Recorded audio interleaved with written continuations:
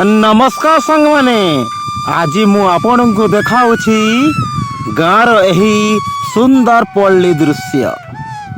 सकाले सूर्य उठिबा सह खेत मझिरे पड़ुथबा धूप पवन रे ढलुथबा फसल देखिले मन आपे आपे खुशी हो जाए।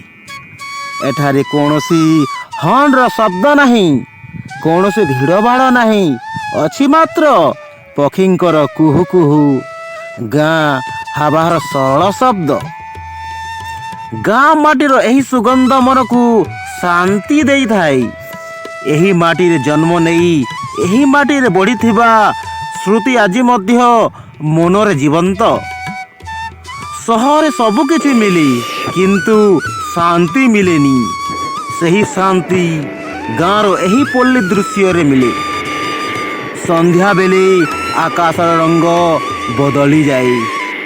घरे घरे जलुथबा दीप गाँ को आउ सुंदर कर दिए। गाँ होउछि मोर मूलप, मोर परिचय एवं मोर सत्य सुख।